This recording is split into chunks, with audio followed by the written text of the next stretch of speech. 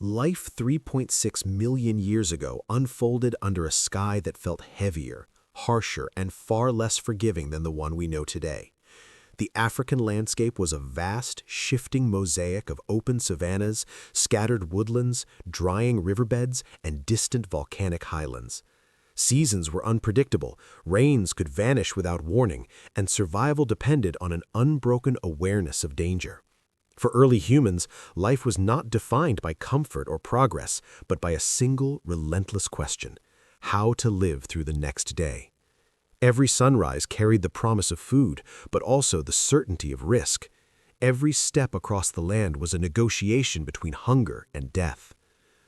Early humans of this era were small, lightly built, and physically vulnerable. Their bodies were adapted for walking long distances rather than overpowering prey.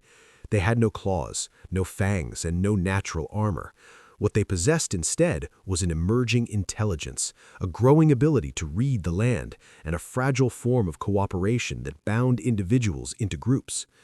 These traits allowed them to survive, but survival came at a cost. Every decision carried consequences, and every mistake could erase an entire lineage from the landscape. Food was the center of existence. Plant foods provided daily sustenance, but they were seasonal and unreliable. Roots hardened during droughts, fruits vanished when rains failed, and edible leaves grew sparse under the burning sun. Meat offered dense energy, but hunting large animals directly was beyond the physical limits of early humans. Instead, survival depended on scavenging, patience, and courage. They watched the movements of predators, followed vultures circling in the sky, and waited for opportunities left behind by stronger animals. These moments of opportunity were brief and dangerous, but they were essential. On this ancient land, giant elephants dominated the environment. These were not the elephants of today, but enormous prehistoric relatives, towering over the savannah like living mountains. Their bodies were massive, their tusks long and curved, their strength unquestioned. A single adult could weigh several tons and reshape the land simply by walking across it. They broke trees, dug water holes, and claimed territory with sheer presence. To early humans, these animals were both a source of awe and terror. They represented power beyond challenge, yet also opportunity beyond measure. When a giant elephant fed, it consumed vast quantities of vegetation. When it died, its body became a treasure of flesh, fat, and marrow, capable of sustaining a group for weeks. Even scraps left behind by predators feeding on an elephant carcass could mean survival during lean times. Early humans understood this balance instinctively. They knew that approaching an elephant, alive or dead, was an act that balanced on the edge between survival and extinction. The moment hunger overcame caution was never simple. It emerged slowly, driven by empty stomachs and weakening bodies. Children cried softly from exhaustion, elders moved with difficulty, and the group's movements grew slower with each passing day. The land offered fewer plants, and small animals were scarce. In such moments, early humans were forced to consider risks that would normally be avoided. The presence of a giant elephant feeding nearby became impossible to ignore. Its size meant abundance, but its strength meant death. From a distance, the elephant appeared calm, tearing branches and stripping bark with slow, deliberate movements. The ground trembled faintly beneath its weight. The early humans watched from the shadows of low trees, their bodies low, their breathing controlled. They understood the danger instinctively. One wrong move, one sound carried by the wind, and the elephant could charge with unstoppable force. Yet hunger pressed harder than fear. The decision to approach was not heroic, it was desperate. They did not plan to fight the elephant because that was impossible.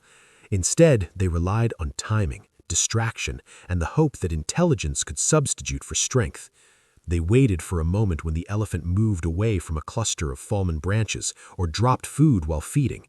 Perhaps pieces of bark, partially stripped vegetation, or even nutrient-rich dung could be collected quickly and quietly.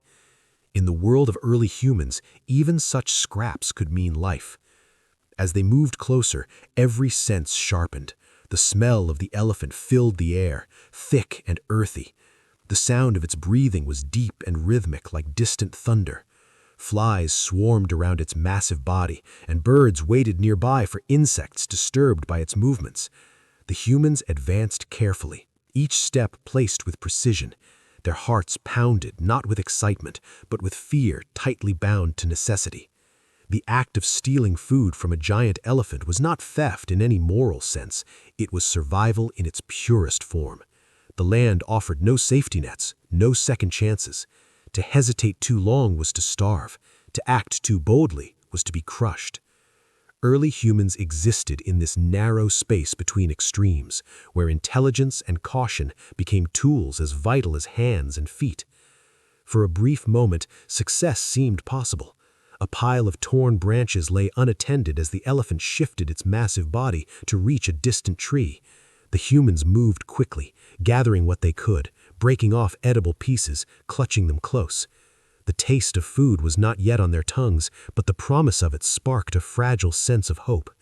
This hope, however, was dangerously premature. The elephant sensed movement. It did not need to see clearly to understand that something was wrong. The vibration of footsteps, the faint rustle of leaves, the subtle change in the air was enough. Its head lifted, ears spread wide, and its massive eyes fixed on the disturbance. In that instant, the balance of survival shifted violently. The elephant's response was not calculated cruelty. It was instinct, shaped by millions of years of evolution. Anything approaching too closely was a potential threat. With a deafening trumpet, it charged.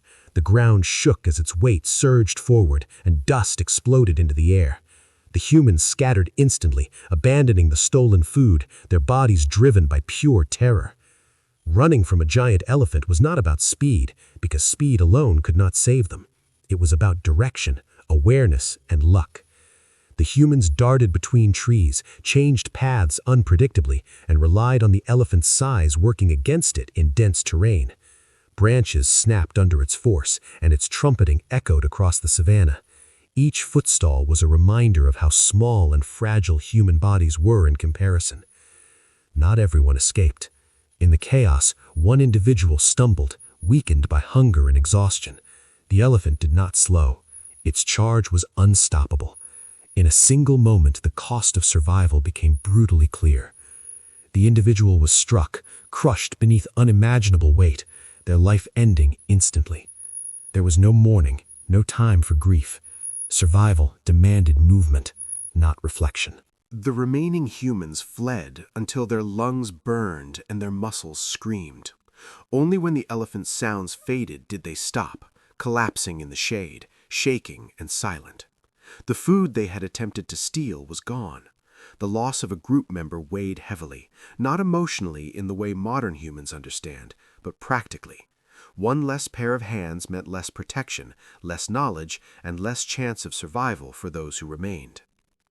In the aftermath, the lesson was etched deeply into memory. The cost of survival was not abstract, it was physical, immediate, and permanent. Early humans learned not through stories or teachings, but through experience carved into their lives. Each encounter with danger refined their behavior, sharpened their caution, and reinforced the importance of group coordination. Yet this brutal encounter did not end the relationship between early humans and giant elephants. It reshaped it. They learned to be more patient, to wait longer after predators had fed, to rely more on observation than impulse. They learned to use terrain more effectively, to approach only when absolute safety was possible. These lessons, paid for in blood, slowly transformed vulnerability into resilience. Life continued, harsh and unyielding. The group moved on, carrying the memory of the encounter in their behavior.